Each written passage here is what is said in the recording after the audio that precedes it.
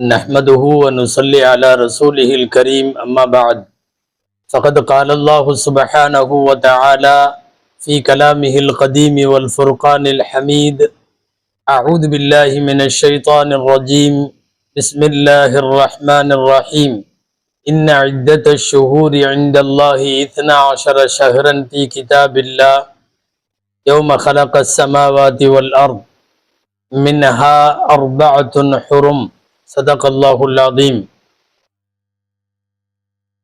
அளவற்ற அருளாளனும் நிகரற்ற அன்புடையோனுமாகிய எல்லாம் வல்ல அல்லாஹுவின் பெயரால் துவங்குகிறேன்.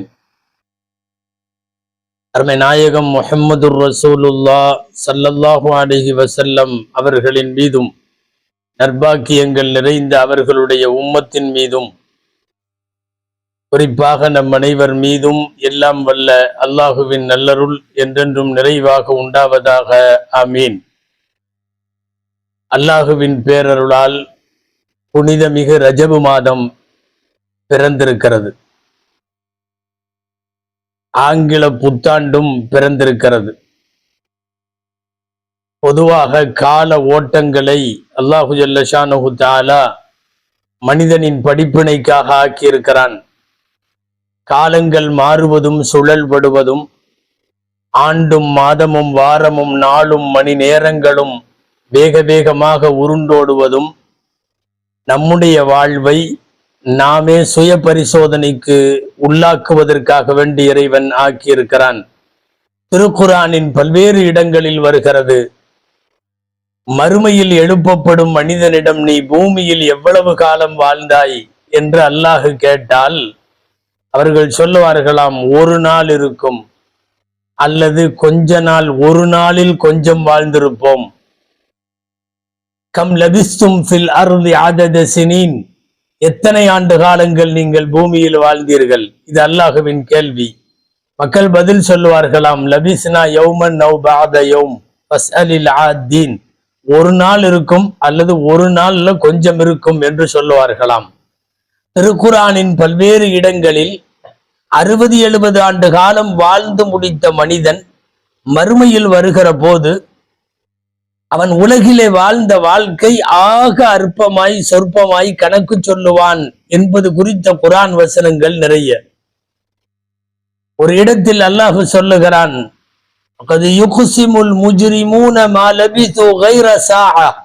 குற்றவாளிகள் மறுமையிலே அல்லாஹ்விடத்தில் விசாரணை செய்யப்படும் போது அவர்கள் 1 மணி நேரம்தான் தங்கியதாய் உலகத்திலே இருந்ததாய் சொல்லுவார்கள். என்ன காரணம்? மறுமை என்கிற பிரம்மாண்டத்திற்குள் போகிற போது உலகம் ஆக சின்னதாய் ஆக குறைந்த காலமாய் மாறிவிடுகிறது.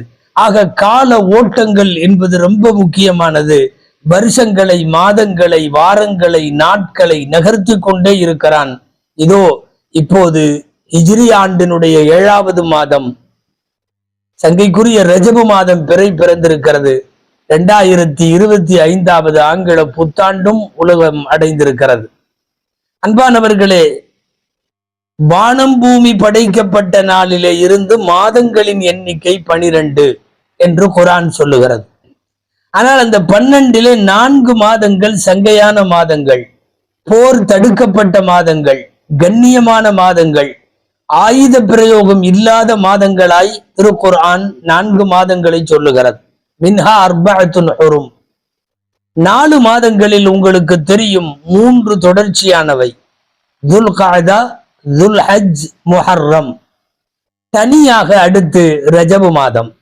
வேண்டுமென்றால் நீங்கள் இப்படி பிரித்து சொல்லலாம், ஒரு ரமலானுக்கும் பக்ரீத்துக்கும் இடையில் அங்கே புனித மாதங்கள் துவங்குகிறது, துல் கஅதா, துல் ஹஜ். இங்கே ஒரு புனித ரமலானுக்கு முன்னால் ரமலானை வரவேற்பதற்காக ரஜபு அதன் வாயிற் தோரணமாய் ஆரம்பத்திலே நிற்கிறது. இந்த 4 மாதங்கள் தான் புனித மாதங்கள். இந்த மாதங்களில் சங்கைக்குரியதாக கருதப்படுகிற ரமலானை வரவேற்பதற்கு எல்லாம் வல்ல இறைவன் ஒரு 2 மாதத்திற்கு முன்பிருந்தே மனித சமுதாயத்தை ஆயத்தப்படுத்துகிறான். ரஜபு தொடங்குகிற போதே அது ரமலானின் துவக்கத்திற்கான முன்னோட்டம். எனவேதான் இப்போது பிறந்திருக்கிற இந்த பிறை ரஜபில இருந்து எல்லாருடைய வாய்களிலும் இந்த துஆக்கள் ஒலிக்க துவங்கும். அல்லாஹும்ம பாரிக் லனா ஃபீ ரஜப வ ஷஅபான் வ பல்லிக்னா ரமலான். ரஜபிலும் ஷஅபானிலும் பரக்கத்து செய், அடுத்து வரும் ரமலானை அடையச் செய் என்கிற பிரார்த்தனையை துவங்குகிறோம். பாருங்கள் சகோதரர்களே, ரஜபு குறித்து, அதன் அகமியம் குறித்து, ரஜபுக்குள்ளே ஒளிந்திருக்கிற ரகசியங்கள் குறித்து, ரஜபை பற்றிய இந்த மார்க்கத்தை குறித்தெல்லாம் சில விஷயங்களை நாம் சிந்தித்து பார்க்க வேண்டும். பொதுவாக காலமானாலும் இடமானாலும் மனிதர்களானாலும் சிறப்புகளால் இறைவன் மேம்படுத்தி வைக்கிறான். சில காலத்தை சிறப்பாக்கினான், சில இடத்தை சிறப்பாக்கினான், சில மனிதர்களை சிறப்பாக்கினான். உலகத்தில் அவன் படைத்த படைப்புகளில் சிலவற்றை விட சிலவற்றை மேம்படுத்துகிறான். அல் குர்ஆனுடைய வசனம், வரப்புக யஹ்லுகு மா யஷாஉ வ யக்தார், ரப்பு நாடியதையும் அவன் விரும்பியதையும் படைப்பான். மகான லஹுமுல் ஹியரா, இதுல யாருக்கும் உரிமை கிடையாது. ஏன் இது சிறப்பு, ஏன் இது சிறப்பில்லை? சிறப்பு கொடுப்பவன் இறைவன், அவன் சிலவற்றை மேம்படுத்தி வைத்திருக்கிறான். ஒட்டுமொத்த படைப்புகளிலும் மனிதனை மேம்படுத்தி வைத்தான். வலகத் கர்ரம்னா பனி ஆதம், ஆதமுடைய மக்களாகிய இந்த மனிதர்களை நாம் சங்கைப்படுத்தினோம் என்பது குர்ஆனில் அல்லாஹ்வுடைய வார்த்தை. அந்த மனிதர்களில் நபிமார்களை மேம்படுத்தினான். பஅதஹும் அலா வலகத் ஃபضلنا பஅதஹும் அலா பஅத், அல்லாஹ் சொல்லுகிறான். அதில் சில ரசூல்மார்களை நபிமார்களிலும் தரம் பிரித்து மேம்படுத்தினான். தில்கர் ருசுலு ஃபضلنا பஅதஹும் அலா பஅத், அந்த தூதர்களிலேயும் சிலரை விட சிலரை நாம் மேம்படுத்தி வைத்தோம். எனவே மனித குலத்தை மேம்படுத்தி, அதில் நபிமார்களை மேம்படுத்தி, அதிலும் குறிப்பாக ரசூல்மார்களை மேம்படுத்தி வரிசையாய், இதுபோலத்தான் இடங்களிலும் அல்லாஹ் மேம்படுத்தி வைக்கிறான். மஸ்ஜிதுல் ஹராமை கொண்டிருக்கக்கூடிய மக்கத்துல் முக்கர்ரமா உலகத்தின் மிகச் சிறப்பான இடம். பெருமானார் ஸல்லல்லாஹு அலைஹி வஸல்லம் தூங்கி கொண்டிருக்கிற மதீனா நகரமும் மஸ்ஜிதுன் நபவியும் உலகத்தின் சிறப்பான நகரம். நாம் பரக்கத்து செய்த பூமி என்று அல்லாஹுவால் அடையாளப்படுத்தப்படுகிற மஸ்ஜிதுல் அக்ஸாவும் அதை சுற்றியுள்ள பகுதிகளும் அல்லாஹுவால் சிறப்பு படுத்தப்பட்ட பூமி. சொல்லிக்கொண்டே போகலாம். இறைவனால் மேம்படுத்தி சிறப்புற வைக்கப்பட்ட இடங்கள். அதுபோலத்தான் காலங்கள், காலங்களில் சில நாட்கள், சில இரவுகள் எல்லாவற்றையும் மேம்படுத்தி இருக்கிறார். வாரங்களின் தலைவர் என்று சொல்லப்படுகிற புனிதமான ஜும்மா நாள், பாவங்களெல்லாம் கரைந்தோடுகின்ற அரஃபாவுடைய நாள், தியாக திருநாள் என்று சொல்லப்படுகிற யௌமுன் நஹர் என்கிற பக்ரீத் பெருநாள், துல்ஹஜ் மாதத்தினுடைய மனாசிக்குகள் என்கிற கிரியைகளை எல்லாம், ஏன் ஹஜ்ஜு குர்பானி போன்ற அமல்களை எல்லாம் நிறைவேற்றப்படுகிற ஐயாமு தஷ்ரீக் என்கிற நாள், இதுவெல்லாம் வருஷத்திலே நாட்களில் மேலானவை. அதுபோல இரவுகளில் மேலான இரவு அல்லாஹ் வைத்திருக்கிறான். லைலத்துல் கத்ருடைய இரவை, குறிப்பாக ரமதானுடைய கடைசி 10 இரவை, துல்ஹஜ் மாதத்தினுடைய வலையாளின் அஷிர் என்று குர்ஆன் சொல்லுகிற அந்த முதல் ஆரம்ப 10 இரவை, சொல்லிக்கொண்டே போகலாம். ஏராளமான இரவுகள் அல்லாஹுவால் மேம்படுத்தி வைக்கப்பட்டிருக்கிறது.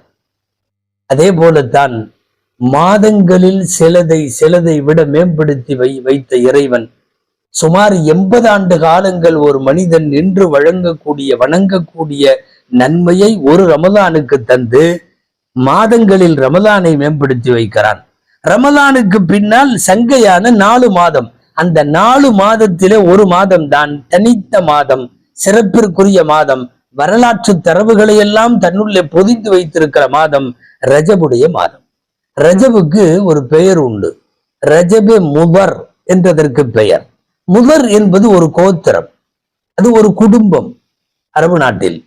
அது ஏன் அந்த குடும்பத்தினுடைய ரஜப் என்று சொல்ல வேண்டும்? பொதுவாக ரஜபு மாதம் தானே. ஒரு வரலாற்று பின்னணியோடு நாம் இதை தெரிய வேண்டும். அன்பானவர்களே, ஆரம்பத்தில் 4 மாதம் போர் விளக்கப்பட்டது. ஆனால் அறியாமை காலத்து மக்கள் அந்த 4 மாதத்தை அவர்கள் இஷ்டத்திற்கு மாற்றி அமைத்தார்கள். அல் குர்ஆனில் இதற்கு நசி என்று பெயர் சொல்லப்பட்டிருக்கிறது. இன்னமன் நசி ஜியாதத்துன் ஃபில் குஃப்ர், குர்ஆனில் வருகிறது. நசி என்றால் இப்ப ரஜபு மாசம், அவனா என்ன பண்ணிடுவான், இந்த வருஷம் மட்டும் ரஜபு இப்ப இல்ல அடுத்த மாசம்னு சொல்லிடுவான். அல்லது அடுத்த மாதம் போர் செய்ய வேண்டி இருந்தால், ரஜபுல போர் செய்ய வேண்டி இருந்தால், சில நேரம் ரஜபு முன்னாடியே வந்துருச்சுன்னு சொல்லி ரஜபை கொஞ்சம் முன்னாலே தள்ளுவார்கள். காலங்களில் ஒரு மாதத்தை முன்னே தள்ளுவதும் பின்னே தள்ளுவதும் அரபகத்தின் எல்லா குடும்பமும் எல்லா கோத்திரமும் அறியாமை காலத்தில் செய்து வந்த போது அதை மறுத்தவர்கள் முதற் கோத்திரம் மட்டும். நாங்கள் அப்படியெல்லாம் எந்த மாதத்தையும் தள்ள மாட்டோம். மிகச்சரியாக ரஜபு மாதம் போர் செய்யக்கூடாது என்றால் ரஜபு மாதம் தான். நீங்கள் ரஜபை முன்னுக்கு இழுப்பதும் பின்னுக்கு தள்ளுவதும் ரெண்டும் சரியல்ல என்று சொல்லி சரியான கணக்கை கடைசி வரை வைத்திருந்தவர்கள் முதர் என்கிற கோத்திரம். நபி ஸல்லல்லாஹு அலைஹி வஸல்லம் ரஜபின் சங்கையை பற்றி பேசுகிற போது முதர்களுடைய ரஜபு என்று சொன்னார்கள். ரஜபு முதர் கோத்திரத்தாரிடத்தில் மட்டும்தான் சரியான ரஜபின் கணக்கு இருக்கிறது. இவன் அங்கேயும் இங்கேயும் பல்லாண்டுகளாக மாத்தி மாத்தி மாத்தி மாத்தி எது உண்மையான ரஜப் என்று அவர்களுக்கு தெரியாமல் போய்விட்ட சூழல். அது குர்ஆன் கூட சொல்லுகிறது, யுஹில்லூனஹு ஆமன் வ யுஹர்ரிமூனஹு ஆமன். போர் செய்ய தடுக்கப்பட்ட அந்த சங்கைக்குரிய மாதத்தை சில நேரம் ஆகுமாக்கி கொள்வார்கள், சில நேரம் தடை செய்து கொள்வார்கள் என்றெல்லாம் கூட குர்ஆனிலே வருகிறது. எனவே முதற் கோத்திரம் ரஜபை துவக்கத்திலே இருந்து அதற்கு மரியாதை கொடுத்த மாதம்.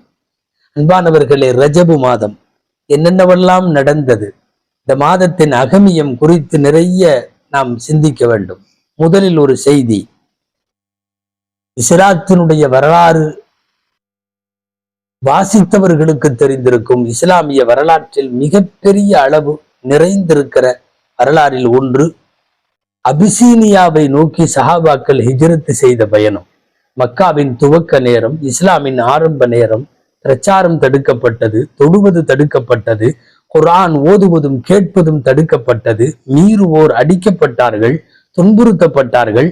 அந்த சூழலில் அநியாயங்களிலே இருந்தும் தாக்குதல்களிலே இருந்தும் தப்பித்துக் கொள்ளுவதற்காக வேண்டி முஸ்லிம்களின் ஒரு குழு புறப்பட்டு அபிசீனியாவிற்கு போனது முதலாய் ரஜபு மாதத்தில் தான். ரஜபு என்ற உடன் ஹபஷாவின் ஹிஜ்ரத் எல்லாருக்கும் ஞாபகத்திற்கு வரும். அந்த ஹிஜ்ரத்தை பற்றி பேசுவதென்றால் நீண்ட நெடிய நேரம் பேச வேண்டும். சுருக்கமாய் நீங்களும் நானும் தெரிந்து வைத்திருக்கிறபடி, உஸ்மான் ரலியல்லாஹு அன்ஹு மனைவி ருக்கையாவோடு, சுபைர் ரலியல்லாஹு அன்ஹு, அப்துர் ரஹ்மான் இப்னு அவுஃப் ரலியல்லாஹு அன்ஹு, அபூ சலமா ரலியல்லாஹு அன்ஹு, இவர்களெல்லாம் குடும்பமாய் ஹிஜ்ரத்திற்கு பயணப்பட்டார்கள். அனுப்பி வைத்தது நபிகள் நாயகம் ஸல்லல்லாஹு அலைஹி வஸல்லம். இந்த ஊரிலே நீங்கள் தொழுவதற்கும் திருமறை ஓதுவதற்கும் அடிபடுகிறீர்கள், அங்கே செல்லுங்கள். ஃபஇன்ன ஃபீஹா மலிகன் லா யுதுலமு இன்தஹு அஹதுன். அங்கே ஒரு அரசர் இருக்கிறார். அந்த அரசருக்கு அவரிடத்தில் யாருக்கும் அநீதம் செய்யப்படாது, நீதியும் நேர்மையும் குடிகொள்ளுகிற இடம் அது, போங்க என்று அனுப்பி வைத்தார்கள் நபிகள் நாயகம் ஸல்லல்லாஹு அலைஹி வஸல்லம். சிந்தனைக்குரிய ஒரு செய்தி, பாதுகாப்பு எங்கு தேவைப்படுமோ அந்த இடத்தில் நீதம் இருந்தால் மட்டும்தான் பாதுகாப்பு கிடைக்கும். இவர்களுக்கு தேவை பாதுகாப்பு, நாயகம் நீதம் இருக்கிற இடத்திலே அனுப்பி வைக்கிறார்கள். வந்தார்கள். வெளியிலே கடற்கரை, 2 கப்பல் கிடைத்தது. 2 கப்பலில் இவர்களும் இவர்களின் வாகனங்களும் சாமான்களும் எல்லாம் ஏற்றப்பட்டு, நெடுந்தூரம் அல்லவா, இன்றைய மக்காவிலே இருந்து இன்றைய எத்தியோப்பியா வரைக்கும். எத்தியோப்பியா தான் பழைய ஹபஷா. அந்த ஹபஷாவை நோக்கி 2 கப்பல்களில் இவர்கள் பயணப்பட துவங்கினார்கள். போய் பல பேர் அங்கேயே தங்கிவிட்டார்கள். சில பேர் நிலைமை மக்காவிலே சரியாகிவிட்டது என்று ஒரு கருத்தை நம்பி, வதந்தியை நம்பி ஷவ்வால் மாசம் திரும்பி வந்தார்கள். ரஜபிலே போனவர்கள் பல பேர் வரவில்லை என்றால் 7 வருஷம் 8 வருஷம் கழித்து வந்தார்கள். பல்லாண்டு காலங்கள் ஹபஷாவிலேயே தங்கி குடும்பம் நடத்தி அங்கேயே இருந்தார்கள். ஏறத்தாழ அந்த அரசரால் இவர்கள்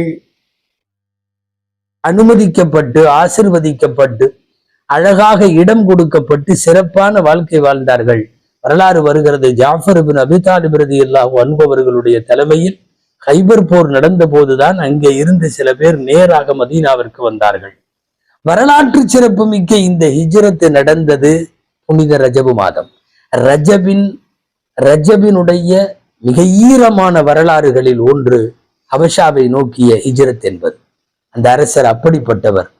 நஜ்ஜாஷி என்பவர் ஹிஜ்ரி 9 பெருமானார் ஸல்லல்லாஹு அலைஹி வஸல்லத்தினுடைய வஃபாத்திற்கு சற்றேறக்குறைய 1.5 வருடங்களுக்கு முன்னால் நஜ்ஜாஷி மன்னர் அவர் நாட்டிலே வஃபாத்தான போது இஸ்லாமியர்களுக்கு நீதமாய அடைக்கலம் கொடுத்த ஒரு நீதிமகன் மரணத்திற்காக வேண்டி மதீனாவிலே பெருமானார் ஸல்லல்லாஹு அலைஹி வஸல்லம் அவர்கள் தொழ வைத்தார்கள். காயிபு ஜனாசா தொழ வைத்தார்கள் என்று வரலாறு பார்க்கிறோம். புனித ரஜபு தன்னுக்குள்ளே சேகரமாக்கி வைத்திருக்கிற பசுமையான சரித்திரங்களில் ஹிஜ்ரத் ஒன்று. இரண்டாவது ரஜப் என்றவுடன் நம் நினைவுக்கு வர வேண்டியது மெஹராஜுடைய நிகழ்ச்சி. அது தனியாக பேச வேண்டும்.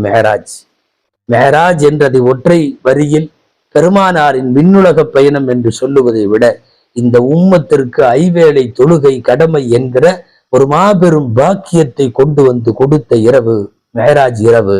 அந்த மெஹராஜ் இதே மாதத்தினுடைய இறுதியிலே நடைபெறுவதால் ரஜபுக்குள்ள பெருமைகளில் ஒரு பெருமை பெருமானார் ஸல்லல்லாஹு அலைஹி வஸல்லம் விண்ணுலக பயணம் சென்றதும் அல்லாஹுவை சந்தித்ததும்.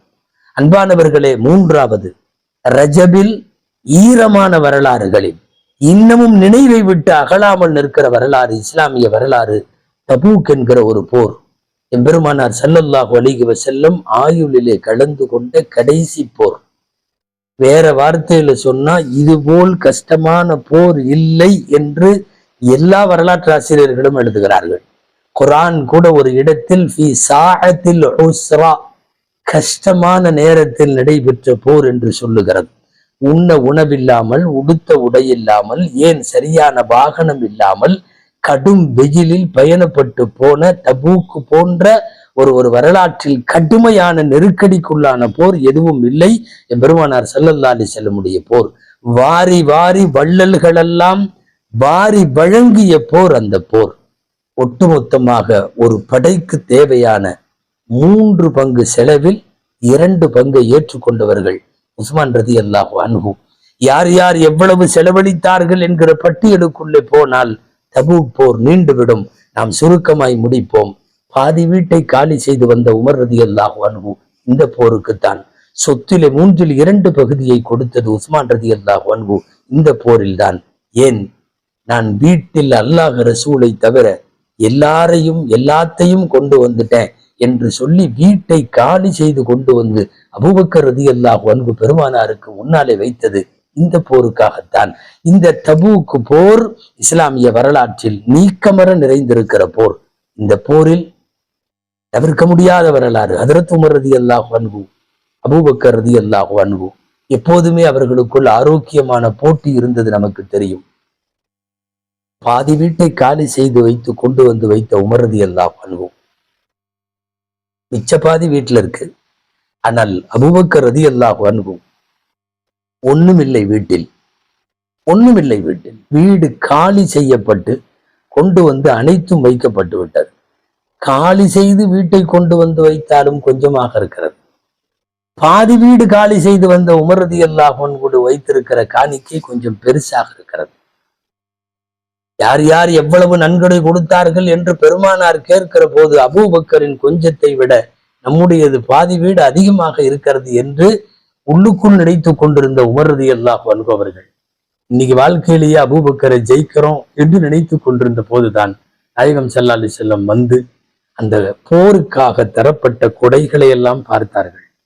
புரிந்தது பெருமானாருக்கு, வீட்டை காலி செய்தாலும் அபூபக்கருடையது குறைவுதான், பாதி வீடு வந்தாலும் உமர் ரலியல்லாஹு அன்ஹு அதிகம்தான். நீங்கள் எவ்வளவு கொண்டு வந்தீர்கள் என்று கேட்டால் அபூபக்கர் குறைவாக போய்விடுவார், உமர் ஜெயித்து விடுவார். ஆனால் நபி ஸல்லல்லாஹு அலைஹி வஸல்லம் கேள்வியை கொஞ்சம் மாத்தி கேட்டார்கள். மா கல்லஃப்த யா அபூபக்கர், அபூபக்கரை வீட்டுல என்ன விட்டு வந்தீங்கன்னு கேட்டாங்க. ஒரு கேள்வி மாற்றத்தில் வெற்றி தோல்வியே மாறிவிட்டது. நீ என்ன விட்டு வச்சுட்டு வந்திருக்க வீட்டுல? தரக்துல்லாஹ வ ரசூலஹு, அல்லாஹுவையும் ரசூலையும் விட்டு விட்டு வந்தேன் என்று அபூபக்கர் சொல்ல உமர் ரலியல்லாஹு அன்ஹு கேட்டாங்க, மா கல்லஃப்த யா உமர், நீங்க என்ன விட்டு வந்திருக்கீங்க? இது போன்று ஒரு பங்கை வீட்டிலும் விட்டு வந்திருக்கிறேன் என்று சொன்ன போதுதான் முடிவானது. எப்போதும் வெற்றி அபூபக்கர் ரலியல்லாஹு அன்ஹு தான். மா சாபக்து அபூபக்கரின், நான் அபூபக்கரை முந்த முடியவில்லை என்கிற உமர் ரலியல்லாஹு அன்ஹுடைய கூற்று. நான் சொல்ல வந்த விஷயம், ரஜபு தன்னுள்ளே தேக்கி வைத்திருக்கிற அற்புத வரலாறுகளில் ஆரம்பத்தில் ஹிஜ்ரத்து இலல் ஹபஷா, ஹபஷாவின் ஹிஜ்ரத்து போல், மெஹராஜினுடைய சம்பவம் போல், தபூக்கினுடைய போரும், இன்னும் ஒன்று ரெண்டு சொல்லி நிறைவு செய்யலாம். புனித ரஜபு தனக்குள்ளே ஒளித்து வைத்திருக்கிற பெருமைக்குரிய விஷயங்களில் ஒன்று, இஸ்லாமிய வரலாற்றில் எர்மூக் என்ற ஒரு யுத்தம் நடந்தது. மிகப்பெரிய யுத்தம். அல்லாஹுவின் வாள் என்று பெயர் பெற்ற ஹாலித் பின் வலீத் ரலியல்லாஹு அன்ஹு தங்களுடைய இள வயதில் அந்த படைக்கு தளபதியாய் பொறுப்பேற்று ஹாலித் பின் வலீத் ரலியல்லாஹு அன்ஹு எர்மூக் போரிலே, நிறைய சொல்ல வேண்டாம், சுருக்கமாய் முடிப்போம், பிரம்மாண்டமான படையை, அல் ஃபத்ஹுல் அதீம் என்று வரலாறு குதிக்கிற மகத்தான வெற்றி, அதை பெற்றதன் மூலம் சிரியா மட்டுமல்ல, ஒட்டுமொத்த மத்திய கிழக்கு நாடுகளின் எல்லா பகுதிகளிலும் இஸ்லாம் தன் காலை ஊன்றுவதற்கு அந்த எர்மூக் யுத்தம் தான் காரணமாக அமைந்தது என்று சொல்லுவார்கள் வரலாற்றாசிரியர்கள். இவைகளெல்லாம் ரஜபு மாதத்தினுடைய பசுமையான வரலாறுகளிலே ஒன்று. ஐந்தாவது செய்தி, ரஜபு மாதம் தனக்குள்ளே வைத்திருக்கிற பெருமைக்குரிய விஷயங்களில் சுமார் 100 வருடங்களுக்கு மேலாக முஸ்லிம் சமுதாயத்தின் மீது இந்த உலகத்தில் திணிக்கப்பட்டு வந்த சிலுவை போர், நசாராக்களின் கை ஆரம்பத்திலே ஓங்கி கடைசியிலே துவண்டு போன நசாராக்களின் கை, இந்த சிலுவை போர்கள் முஸ்லிம் உம்மத்தின் மீது பெரும் தாக்கத்தை ஏற்படுத்தியது. ஒவ்வொரு தடவையும் சிலுவை போருக்கு தலைமை ஏற்று இஸ்லாமிய ஆளுமைகள் போர் செய்தார்கள். கடைசியாய் நாம் சொல்ல வருவது இதுதான், சிலுவை போர் முடிவுக்கு வருகிறது. பைத்துல் முகத்தஸ் இஸ்லாமியர்கள் வசம் வருகிறது. கைப்பற்றுவது யார்? சுல்தான் சலாஹுத்தீன் அய்யூபி ரஹிமஹுல்லா. சுல்தான் சலாஹுத்தீன் அய்யூபி அவர்கள் பைத்துல் முகத்தஸை கைப்பற்றுகிறார்கள். நீங்கள் யோசிக்க வேண்டும், 88 வருஷம் பைத்துல் முகத்தஸ் பாங்கு சொல்லப்படவில்லை. 88 வருஷம் ஜும்மா நடக்கவில்லை, ஜமாத் நடக்கவில்லை.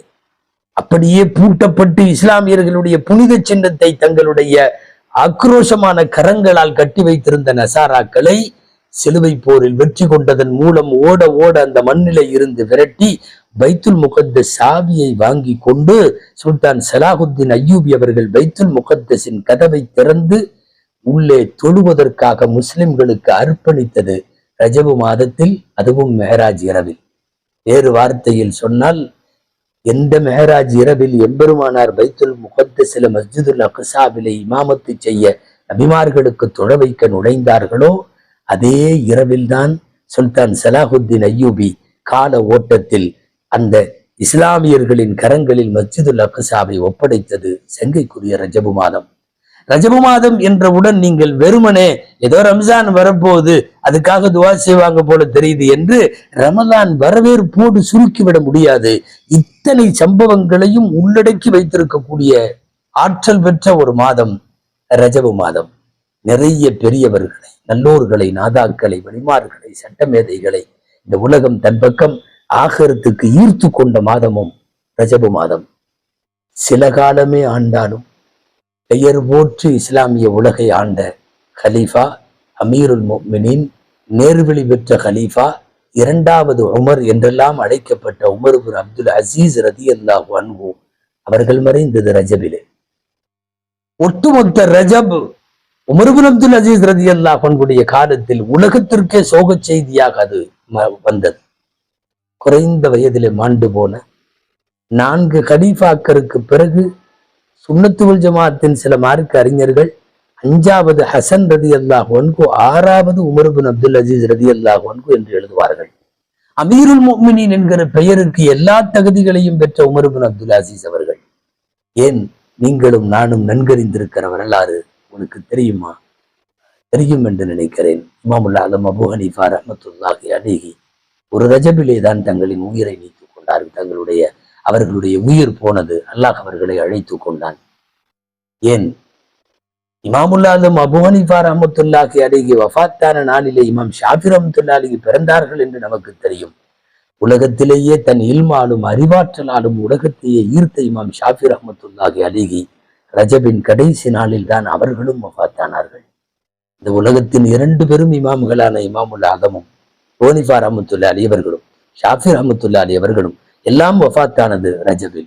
ஷாஃபி இமாமினுடைய அடக்கத்தரத்துல பங்கேற்ற லட்சக்கணக்கான பேர்களின் அந்த அந்த ஜனாசாவின் காட்சிகளை எல்லாம் வர்ணித்து சொல்லுகிற வரலாற்று ஆசிரியர்கள் சொல்லுகிறார்கள், ஷாஃபி இமாமை அடக்கி முடித்து விட்டு நாங்கள் மக்ரிபுக்கு வந்தோம், ஷாபானின் பிறையை பார்த்தோம் என்று சொல்லுவார்கள். அப்படியானால் ரஜபினுடைய கடைசி நாளில் இமாம் ஷாஃபி ரஹ்மத்துல்லாஹி அலைஹியுடைய உயிர் பிரிந்திருக்கிறது. அன்பானவர்களே, சொல்லிக்கொண்டே போகலாம். ரஜபு தனக்குள்ளே வைத்திருக்கிற வரலாற்று செய்திகளை, ரஜபிலே நடந்த இஸ்லாமிய உலகில் மறக்கவே முடியாத செய்திகளை, மொத்தத்தில் ரஜபு அடுத்து வரக்கூடிய புனித மாதங்களின் வரவேற்பாகவும் இருக்கட்டும். நாயகம் கேட்டது போல நாமும் கேட்க வேண்டும். பாரிக்கலனா ஃபி ரஜப வ ஷஅபான், ரஜபிலும் ஷாபானிலும் பரக்கத்தோடு ரமதானை அடையச் செய். பரக்கத் என்கிற சரியாக சுருக்கமான வார்த்தைகளால் விவரிக்க முடியாத அளவுக்கு பரக்கத்தின் அர்த்தம் கூட பரக்கத்தானதாகும். அப்படி எக்கச்சக்கமான விஷயங்களை உள்ளடக்கிய ரஜபு மாதத்தில் அல்லாஹ் ரஜபிலும் ஷாபானிலும் பரக்கத்தை செய்வானாக, ரமலானை அடைய செய்வானாக. ஆமீன். وآخر دعوانا عن الحمد لله رب العالمين. السلام عليكم ورحمة الله وبركاته.